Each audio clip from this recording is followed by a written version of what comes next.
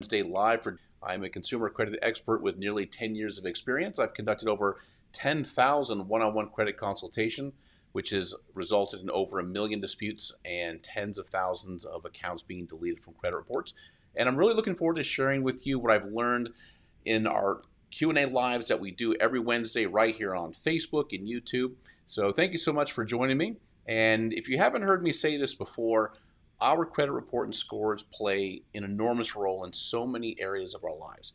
Our insurance companies, landlord, mortgage brokers, banks, and even our employers are looking at our credit report to see how we honor our obligations. So having great credit is mandatory because credit reports are no longer just credit reports. They are character reports.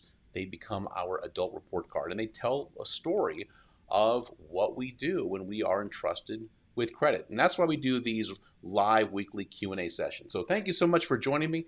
Please do take a second, introduce yourself, say hello, let me know where you're from, and I'll start putting up everybody on the screen here. All right, there we go.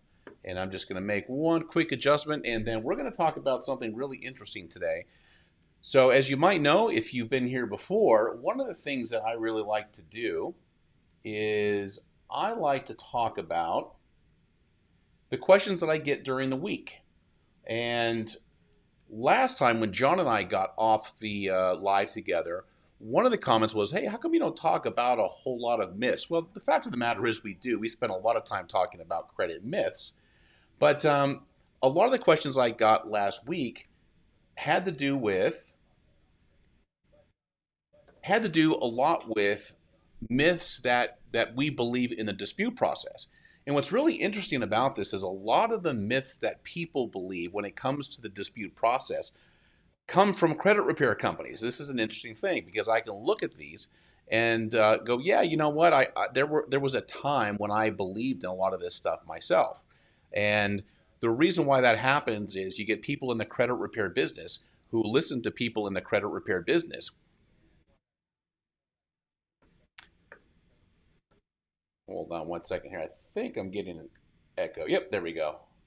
That should take care of it. I had one of my videos playing in the background here. Okay, there we go. Does that sound good over there? Okay, great. All right, so thank you so much for joining me. I see that we've got a handful of people. Again, please take a second, introduce yourself, and let me know where you are from. That way I can address you. I like to make this more of an intimate kind of live Q&A. I'd like to know, who's on the live with us. Feel free to ask whatever questions that you like. That's what I'm here for. So just swinging back around what I was saying a second ago, a lot of the myths that people have when it comes to the dispute process come from credit repair companies. I don't know if they pick it up from YouTube videos or this endless supply of so-called experts that are out there online giving advice from people. So Mike is here. Welcome back. Tampa, I'm going to be in sort of your neck of the woods at the end of August. I got a seminar out there. Actually, I've been to Tampa several times. Mike, welcome back. Back for facts. All right, really good. Hey, Cliff, good to see you. Thank you for being here. All right, so today what we're going to be talking about is the top 10 dispute myths. Scott Oliver, hey, good to see you. All right, Georgia, yeah, I just got a long time listener. I know who you are. You've been around for a long time. Cliff, Rochester, New York, excellent. All right, I see we've got a couple extra people jumping on the live with us today. Okay, so what I'm going to do is go over the top 10 myths. And this is going to challenge a lot of people. In fact, I promise you this is what's going to happen. And when I get off of these lives, whether I'm by myself or John, one of the things that happens a lot is we get the people who are in the credit repair business. They're brand new at it most likely, or their credit education is limited to other people in the credit repair business. And one thing's for sure, that I would say the vast majority of people that are in the credit repair space that are really talking, like a perfect example is John Olsheimer has got, if you were here last week, he's got a TikTok page now. And I thought, well, I'm not on TikTok. I didn't even have a TikTok account. I'll take a look at it. and I started looking for credit repair tips, disputes, and oh my gosh, the information that was on there that was horribly wrong was shocking. And the thing about it was there were videos. In fact, we're going to talk. One of the first things I'm going to talk about was one of the most popular videos that I saw on how to improve your chances of getting things deleted. And that thing had something like 500,000 views, about 30,000 likes. I'm like, oh my gosh. I'm like, there's all these people who just watched this TikTok video got really, really bad information. Well, and it's not done intentionally. I'm not suggesting that people are being dishonest. I know what they're doing. Coming from this industry and being in it as long as I have, what happens when you get in the credit repair space, you just learn from people who are in credit repair.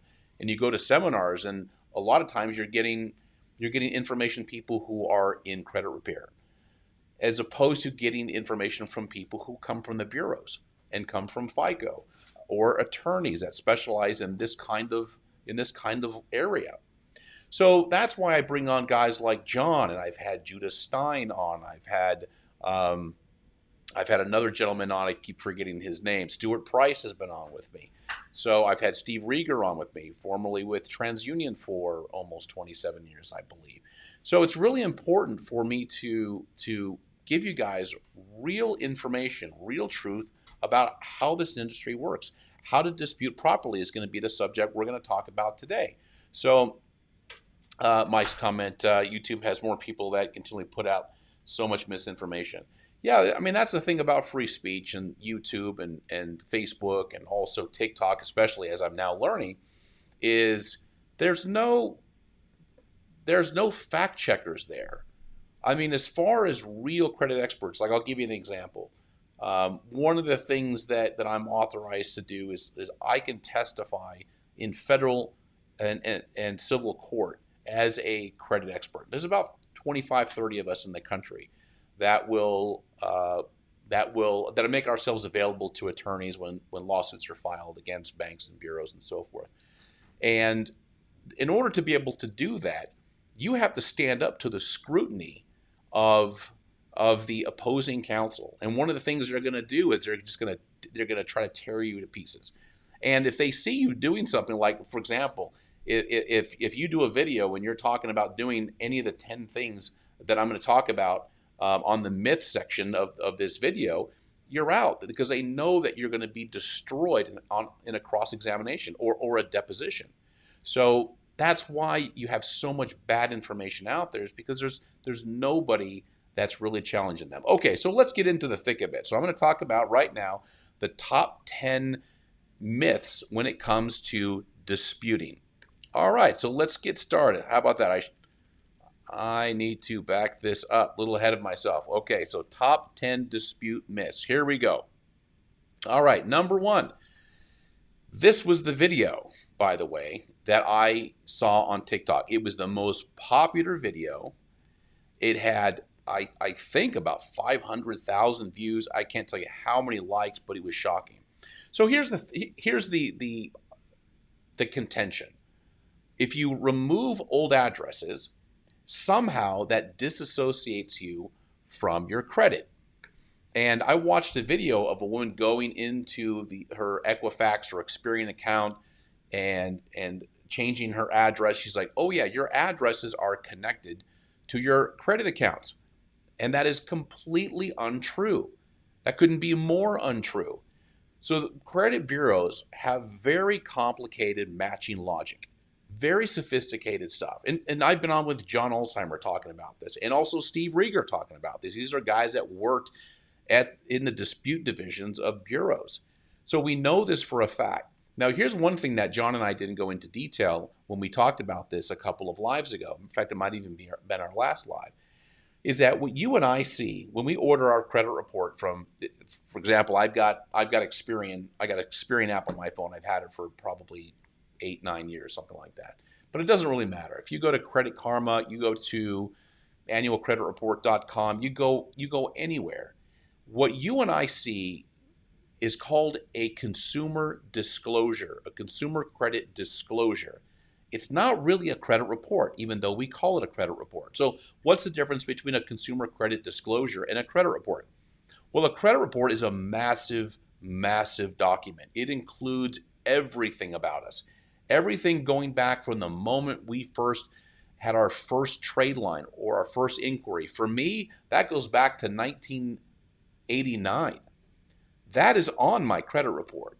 Everything I've ever had, all the property I've owned, all the multi-unit properties I've owned, all the cars that I've owned. Now, even though none of that stuff is on my consumer disclosure, which is what you and I see, it's on my Experian app, on my smart credit account. That stuff doesn't exist. It's aged off, but you better bet it's on my full credit report at the bureau level. So are all of my addresses. So is a tremendous amount of information on me. The bureaus have the ability to use matching logic with thousands of variables to connect me to all of these accounts. So removing an address from your credit report does nothing. It does not disassociate yourself from any credit items. That's complete nonsense. So that's one of the biggest myths that I see. Okay. Let me know if you have any questions on this stuff, because I know this is a lot of stuff that is believed in the credit repair space. And the reason why I know this, not only from doing tens of thousands of consultations, thousands and thousands of clients enrolled in credit report. That's even before I came to Credit Versio almost 3 years ago. We get these questions inside of our customer support. We get them on our Facebook. We get them emailed into us. So we know that this is stuff that people believe. Number 2, freeze your LexisNexis and SageStream in your secondary reports. That does not prevent the bureaus from accessing this information. So if I were to freeze my credit report, if I were to freeze all 3 credit reports, for example, no lender can access it. So if I went to a car, I'll give you a perfect example. If I went to a car dealership to buy a car and my bureaus were frozen, they would come back to me and say, hey, we can't get a credit report. It's completely blocked. It's frozen. All we're getting is a notification that these credit reports are frozen, or this credit report is frozen. If I were to apply for a credit card, I would likely get declined with a note saying they weren't able to access my data. Now that's what happens when a lender tries to access my credit report. Now, if I were to freeze my LexisNexis and SageStream, the same thing would happen. But does that happen if I froze my SageStream and my LexisNexis? Actually the same company now. Would that prevent the bureaus from accessing that data? The answer is no. They can still get it. They can actively get that information because it's not a lending query. You're not looking for a loan. You're not looking at a hard offer or a firm offer of credit. This is data sharing that you and I cannot stop with any kind of a freeze. So the theory is that you freeze your LexisNexis and your SageStream, then you dispute the only public record that's left on your credit report. There used to be 3: tax liens, judgments, and bankruptcy. Now there's just bankruptcy. Chapter 7, Chapter 13, Chapter 12 will be on there. Occasionally you'll see a Chapter 11. But these can be accessed by the bureaus even if you freeze them. So that is myth number 2 that is commonly held. And again, please let me know if you have any questions. Mike says, yes, remove address. So many people are trying to sell this. Again, misinformation. Like the crazy thing is that you can have guys like myself who've been doing this for 10 years, who writes articles. I've talked about this stuff on Fox News, CNN, MSNBC, explaining this stuff. And yet you'll get that person who's been in a credit repair business for 3 months is like, no, you were wrong. You're on the bureau side and this information's not correct. I mean, it's crazy. I mean, people really, really want to believe some of these myths because it sounds great. So many people need to hear this. Yeah, fact checking right here. Exactly. That's why I'm doing this. All right, let's go to number 3. Be aggressive and quote the law. By the way, I was guilty of this. So when I got started in the credit repair space, I worked for a really good company, by the way, very premium, hands-on, white glove, actually very expensive company. We worked with a lot of celebrities. The owner of the company was very well known, had a great radio show. So he was kind of like the what's that guy's name? Ramsey.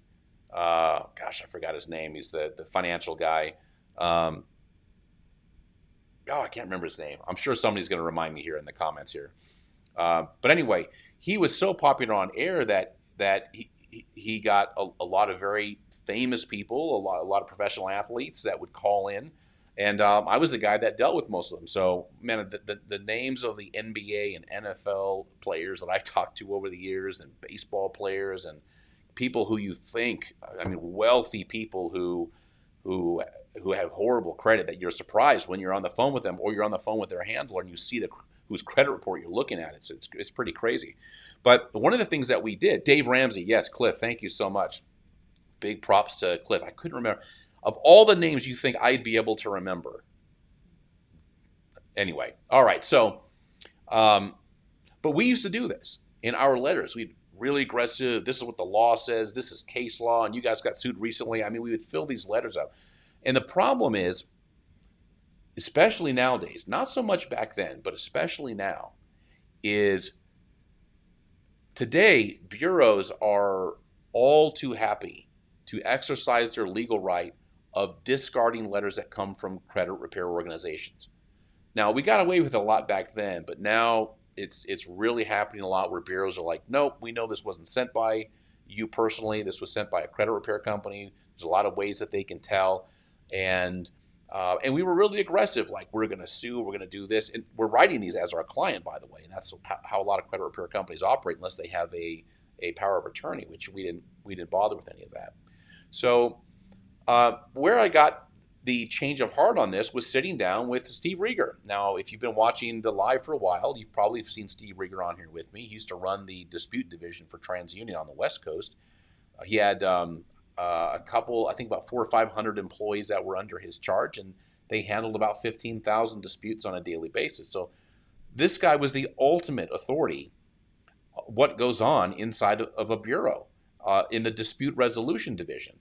So, and he told me, we all went out to dinner, this is years ago, he's like, listen, you guys don't need to write letters like this. He goes, you don't need to remind us what the law is. You think we function without knowing what the law is? The law dictates everything that we do. So we don't need that. Also, there are people reading these letters a lot of the times, most of the time. So be nice. You don't need to cite the law. You don't need to bark at us. You don't need to tell us the whole story of how you got there. Just tell us what the problem is, what kind of resolution you're looking for, and make it short. That's all you need to do. And you know what we did? We shortened our dispute letters up, and we got rid of all that stuff. Results didn't change. We didn't get anything better. We didn't get anything worse. Probably saved a lot of money on paper, though. So that was a great lesson learned. Simple letters. If you look at Versio's letters, they're simple. In fact, we've had people comment on our Facebook. We have Facebook ads and posts that have 1,000+ comments. We have a ton of them like that. And sometimes we'll see, hey, these letters are too simple. They can't possibly work. They're too simple. They're not ranting off about the law and everything. They're not quoting the law because you're not supposed to. You don't need to. It's like going to your attorney. I mean, I'm not trying to equate this with law, but it's like going to your attorney like, okay, let me read you the laws that are going to apply to my case. He knows, she knows. They don't need you to tell them what the law is. So that's why it's just a waste. Also, too, nowadays, you're going to come across like a credit repair company. And that means that, let me show you something real quick here. People don't believe me when I tell them this. Let me show this to you. I'm going to make it nice and large so we can all take a look at it. Okay. We refer to this as Section G, or Exception G, in the Fair Credit Reporting Act. And this is an exclusion. What this means is, in the Fair Credit Reporting Act, they spend a lot of time explaining what a data furnisher, that's a creditor, or anybody who furnishes data to the bureaus, what they have to do when they receive a dispute. And it's long. It's a long list of everything they have to do.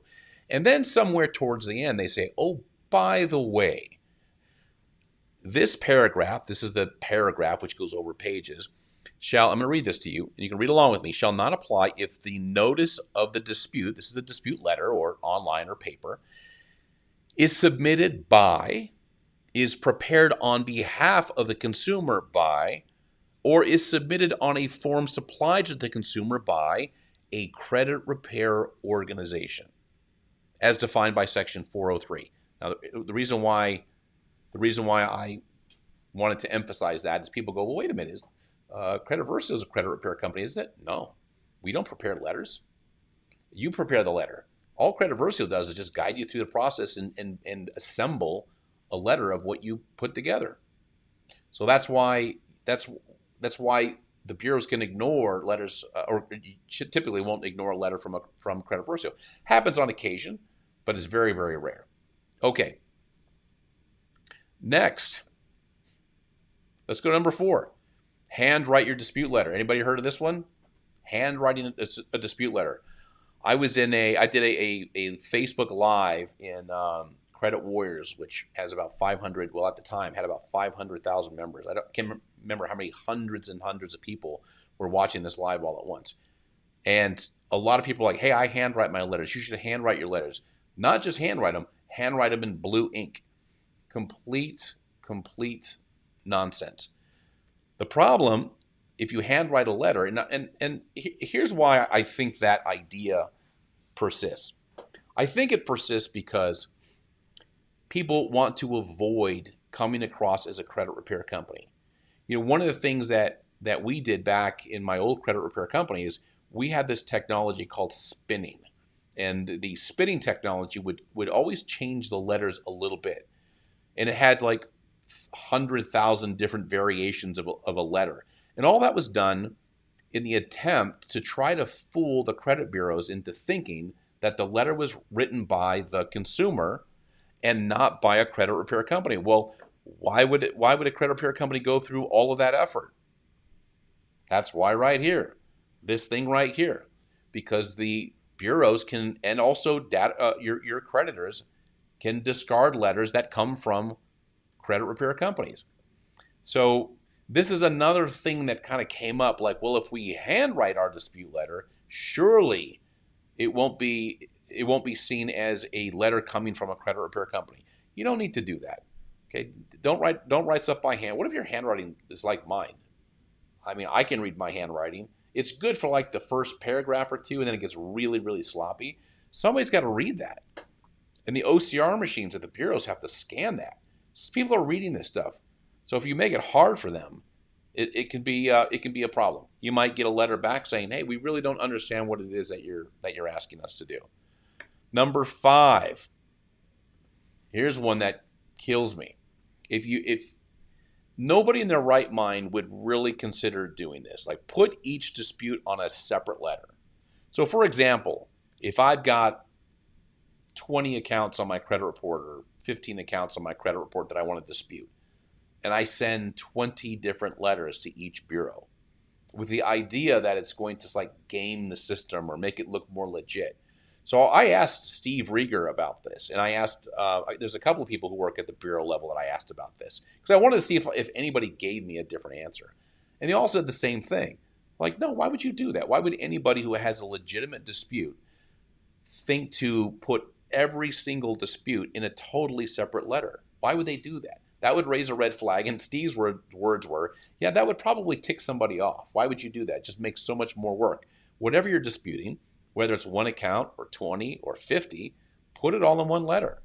That way the person who's reading it can just do the data entry rather than having to open up a new case for every single letter that you sent. You don't want to do it that way. It's kind of a red flag. It's going to make it look like you're trying to game the system. So that's one of the things that I put in the tutorial videos. When I created the tutorial videos for Credit Versio, one of the first things that I said, video 1, quick start video 1, put all of your disputes in one letter. Why? The bureaus want it that way. They specifically want you to do it that way. Again, why don't you hear this in the credit repair blogosphere or YouTube videos, TikTok videos? Because they're not asking people who work at the bureau. It's just somebody got this idea, like, I know what I'm going to do. fool them by sending one dispute at a time to make them think I'm just disputing one account. Because if I send all 10 or 20 in one letter, it's going to look like I'm trying to game the system. The opposite happens. Okay, put all your disputes in one letter. Any questions so far? I'm down to number 5, halfway through. Don't have a lot of questions yet. I'm here for you, so feel free to ask a question.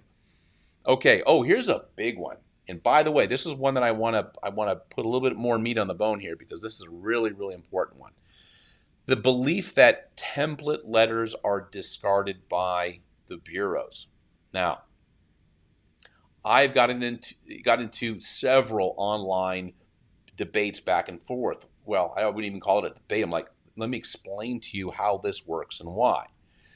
Template letters are not categorically thrown in the trash by the bureaus. There's this belief out there that you got to write something special, you got to write something new, you got to make it creative so the bureaus don't discard it. It's not true.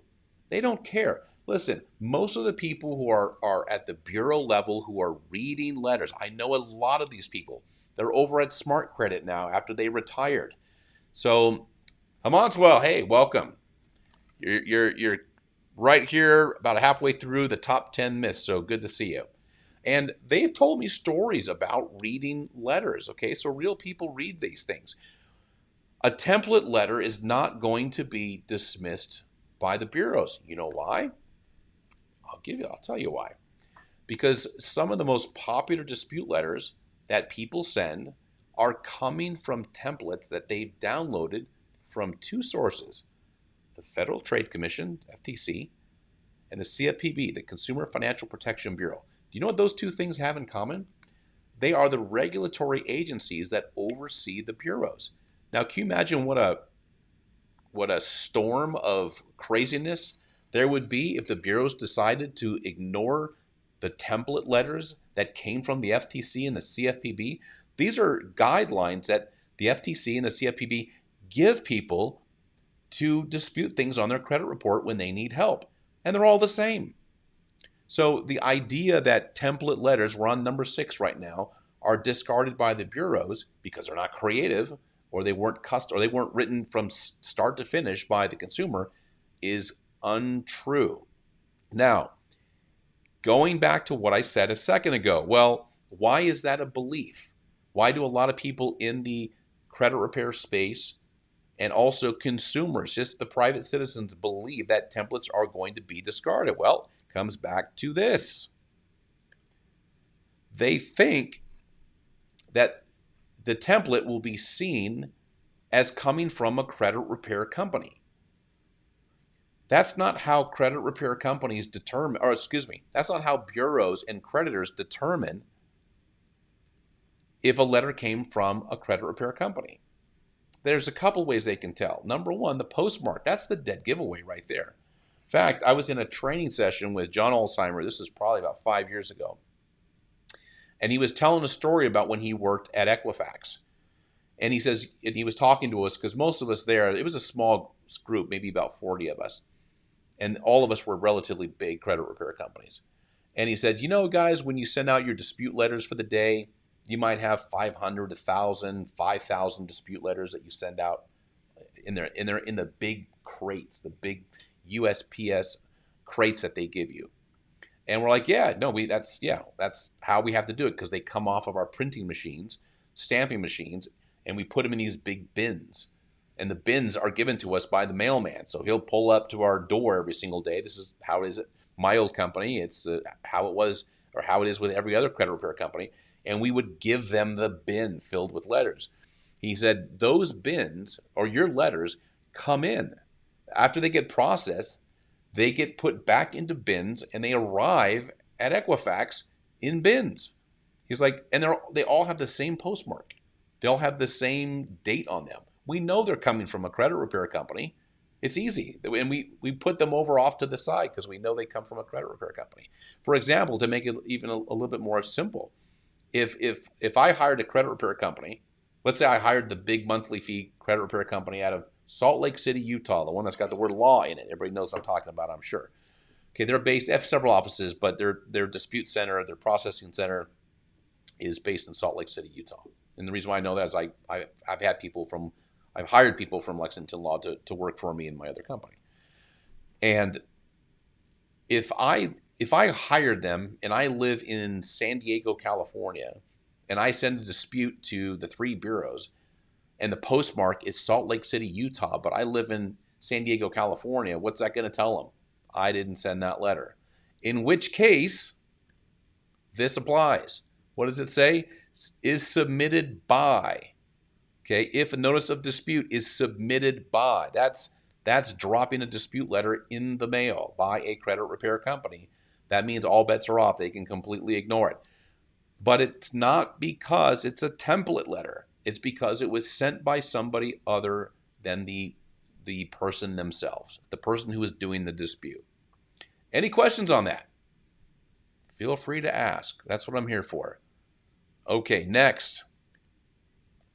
7, disputing a negative account resets the 7-year clock. This is pretty widely held. Very scary. A lot of people, when I spent years and years on the phone, before I became the executive vice president of my last company, I spent 5.5 years talking to people every single day.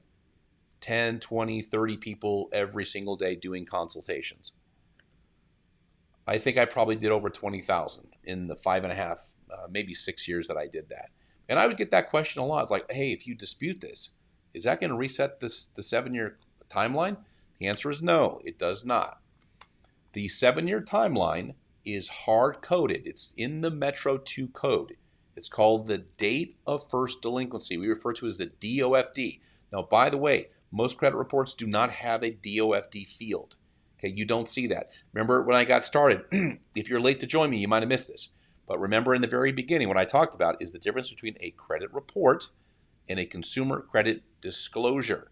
You and I see a consumer credit disclosure. We've never seen our credit report. That's a bureau level document. It's all code. We wouldn't understand what it is even if we did see it.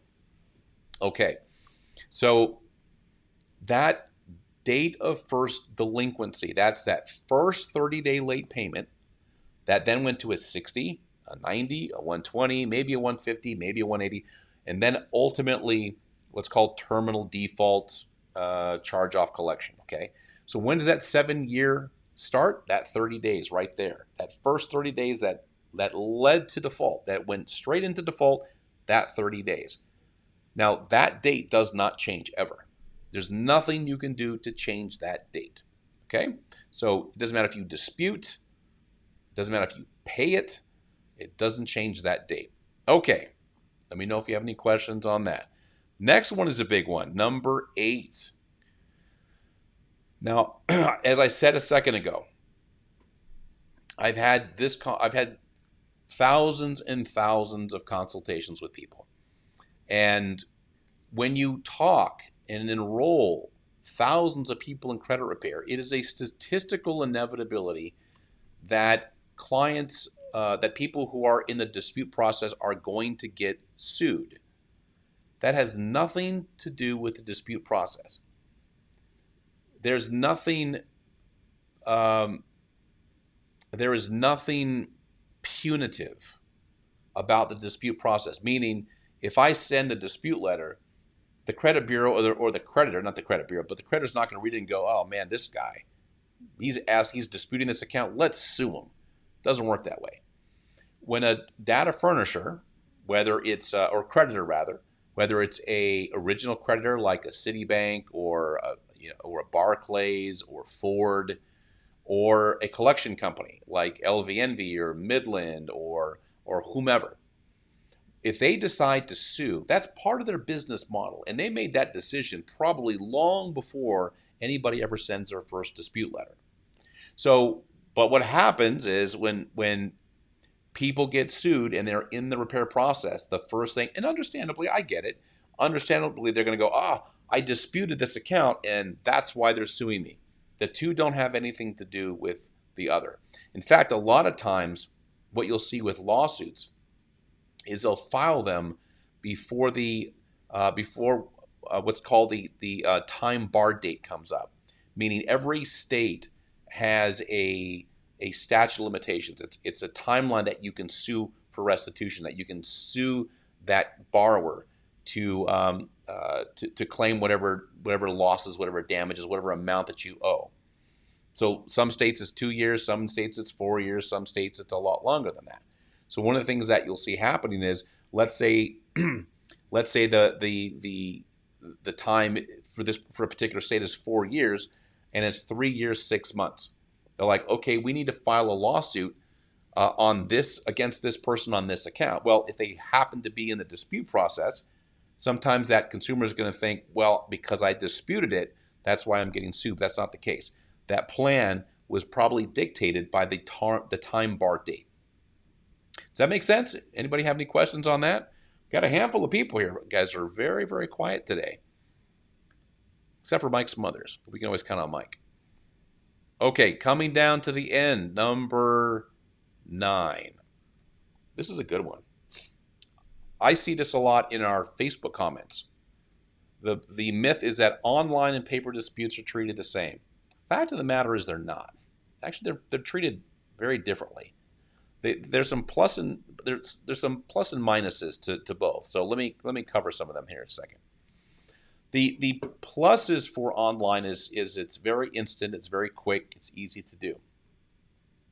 The minus is you got to read that fine print, because what happens a lot of times is you are waiving some of your rights. You are kind of pigeonholed into a single dispute a lot of the time. Also, your dispute reason typically is a drop-down menu. So you're restricted with the options you have for disputes. Also, too, if they resolve the dispute, or if they come back and say, no, everything is right, there's nothing wrong, well, you can't really do anything from there unless you have an entirely different reason for the dispute. You can't come back and say, well, I disagree. Show me how you came to that. Because when you created that online dispute, you agreed to accept whatever the outcome was. So online disputes and paper disputes are really not handled the same way. So let me give you a real life scenario. What happens, let's just say, and this is a very common thing. Credit repair companies frequently, when they do disputes for their consumers and they're not getting something removed that should be removed, it's clearly an error. So what do? A lot of credit repair companies have relationships with consumer protection attorneys, usually attorneys that specialize in the Fair Credit Reporting Act, the Fair Debt Collection Practices Act. And the first thing the attorney is going to do is, do you have the letter? And if there isn't the letter, then they're going to have the client send one. A letter, a paper letter. They need that trail. They need that paper trail. They're not going to say to the consumer, okay, go online in dispute, because there's no teeth to that. That's the difference between leaving a paper trail and an online dispute, one of them anyway.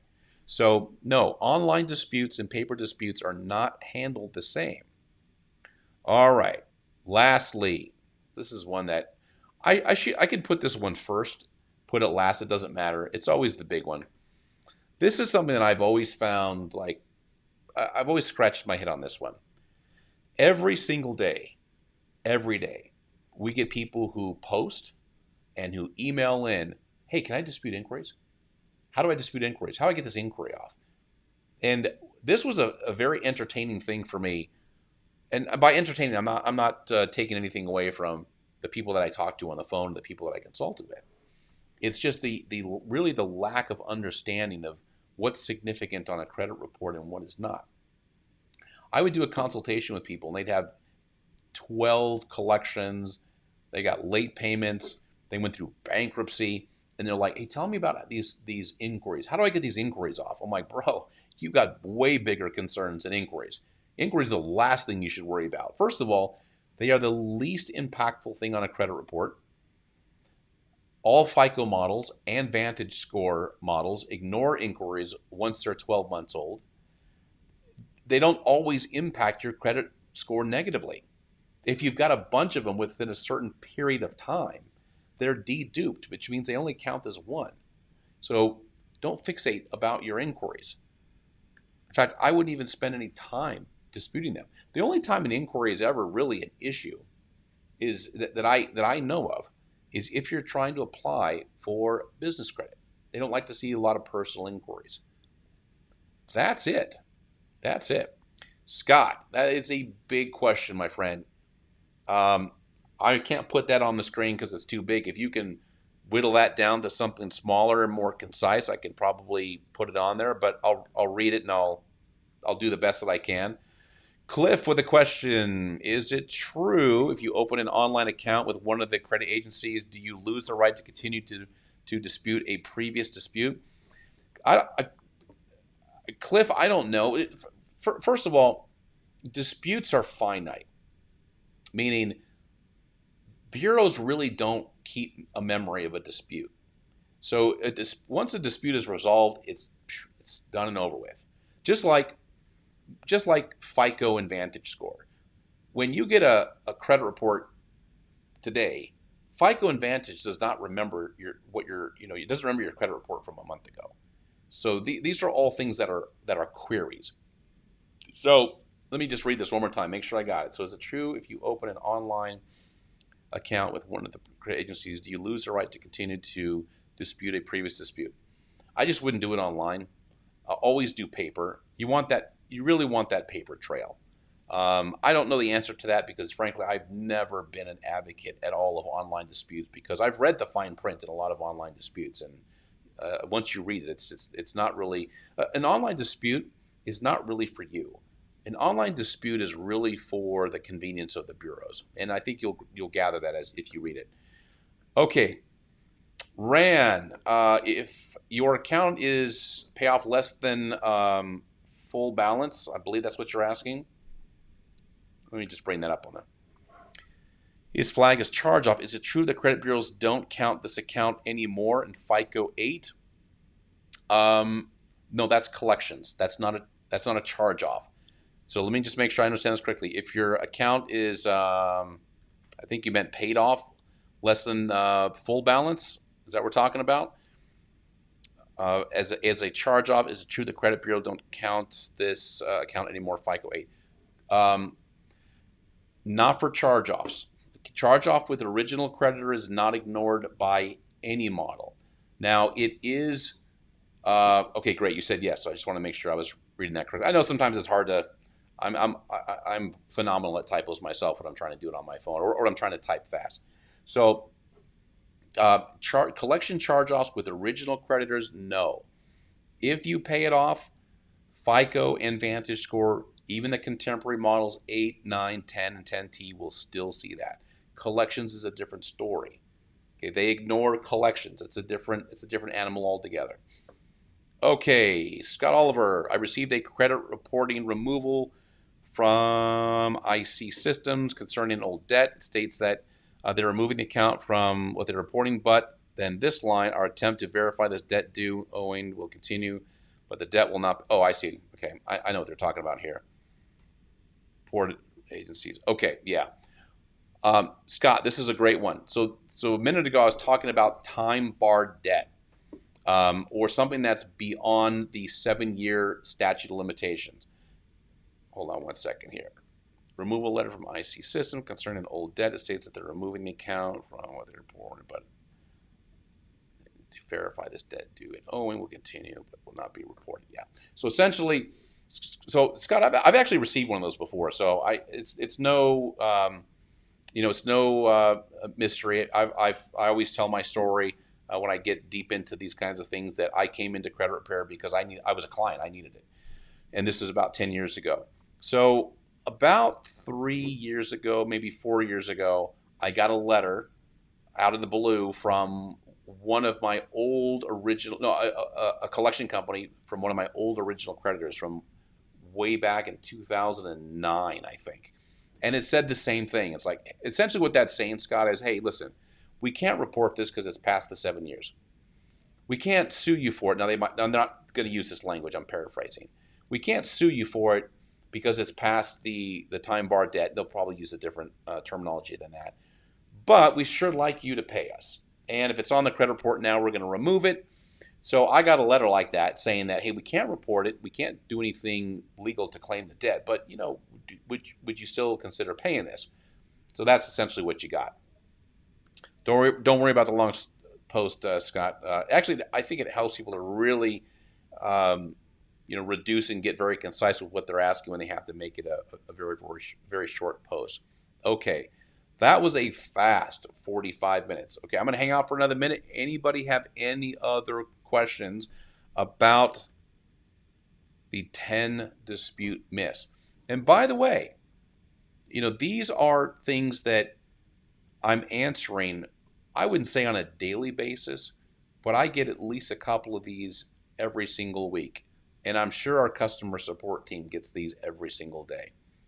And again, they largely come from credit repair companies and people who are online talking about, hey, do this and do this and do this. This is how you're going to get these things deleted. Okay, no other questions? I hope you learned a lot today. I really appreciate you being here. And if you're watching this as a replay, feel free to ask a question. I usually circle around and answer questions every couple of days or so. Usually I get a notification that something came in. When does the time bar debt start? So it starts. Actually, it's Cliff. It depends on. It typically starts when the account goes into terminal default, the DOFD. Pretty much everything starts on the DOFD. That's the date of first default. So in every state, in fact, it's really an easy search, Cliff, if you want to Google it. So just Google what is the time bar date in my state for consumer debt? It'll probably tell you. How long can a creditor sue me in my state? Georgia or California, wherever you are. And typically what you'll get is like a list of every state and how long the consumer has to sue you. And again, I'm pretty sure it starts at the DOFD. Okay, should I do a pay for deletion? So Marcus, you're making the assumption that the collection company. Now again, let me clarify. You might be able to do something like that with a collection company, never with an original creditor. There's something called the Credit Reporting Resource Guide. It's produced by the CDIA. It's a guideline that tells, I think it's about 230 pages. And it tells every data furnisher, every creditor, that's every collection company, what they have to do when it comes to reporting data. And it's very specific to not delete things in exchange for payment. Now, that's what it says. Does it happen with collection companies? Sure. Happens all the time. So, Marcus, if you can get them to do that, great. Here's what I would do. I'd call them up. This is exactly what I would do. I would call them up and say, listen, let's hypothetically say, Marcus, that you owe $1,000 on a debt. Say, listen, knowing in the back of your mind that they didn't pay $1,000 for that debt, that if it was assigned to them, they're getting a percentage. If they bought that debt, they probably bought it for pennies on the dollar. I'd come at them and say, listen, I got $350 now. Can we do $350? They'll probably counter with something. So say you guys agree on $500. Like, great. I'll pay it under this condition, though. I got to get a letter of deletion. I want to do what's right. I want to pay it. But listen, it's not going to do me any good on my credit if I pay this because the collection's still going to be there. And that's not really an accurate representation of what's going on here.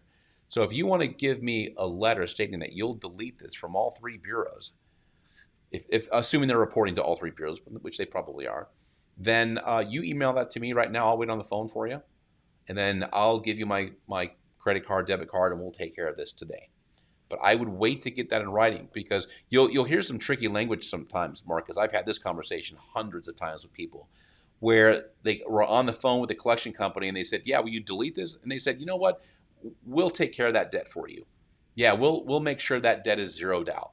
They're not saying they're going to delete it. They're saying they're going to zero out the debt. Okay, so they'll use some very, very tricky language to make you think that they're going to delete it from the credit report, but they really aren't deleting it from the credit report. Seen this countless times. Okay. Yeah, so Gregory, what I did, start low, we met it, my initial number, pay to delete. congratulations. Some companies will do it, some won't. It just really depends. Like typically the bigger companies, the ones that are under a lot of scrutiny, like the Midlands and the LVNVs, IC Systems, sometimes they won't do that because they don't want to get slapped on the wrist, or they don't want to get sued. I mean, I don't know what anybody would sue them for, but maybe there's some regulatory agency that might come in and not be too happy that they did that. They're not supposed to, but doesn't mean they won't do it, because I know that they do. Okay, that's it for me today. Thank you so much for joining me. I will be back next week. In the meantime, if you have any questions, feel free to post them. Unfortunately, I don't see them on YouTube, so if you're posting from YouTube, come over to Facebook sometime, and that way your posts will stay. And if you ask me a question a little bit later on, if you see this on a replay, I'll be able to swing through and answer them for you. Let's see. Gregory also, throughout the conversation with them, never mentioned that you owe. Doesn't matter. They know that you owe it. That comes up a lot, Gregory. That doesn't change anything at all, whether you say you owe it, don't owe it, pay it, not going to pay it. Whatever damage is done has already been done. I've heard that many times. In fact, if you go back, if you want to see this answered in a more granular way, Gregory, go onto the YouTube channel, and in our search for Stuart Price. Stuart Price. And what Stuart is, he's an FCRA and FDCPA attorney. And we actually talked about this because that was a question that came up. We did a live in the Credit Warriors group for, I don't know how many hundreds of people were on there, and that was one of the things that came up. It's like, hey, wait a minute, you just be careful you don't say you owe anything, or don't confess. Don't incriminate yourself. Doesn't matter. It's not even part of the equation. Let's see. Okay, I thought being on it recorded would no, does not re-age it. Nothing re-ages it. Yeah, so Stuart, Staurt. That's how you'll find it. Just put Price in there, you'll find it. And just to clarify, Gregory, nothing re-ages it. Now, I just want to clarify. You cannot re-age it for another 7 years.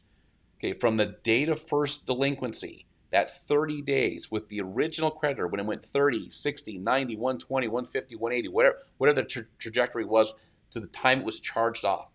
That 30-day right there, that's where your 7 years starts. It doesn't matter if the collection company bought it 2 years later. 7 years doesn't begin when they bought that debt. It starts here. And that DOFD date is in the Metro 2 code. So you don't have to worry about re-aging anything. Now, having said that, if you paid the collection company something, if they say, hey, Gregory, you know what? Let's just say the debt is 4 years old, and they have 5 years to sue you in whatever state you are.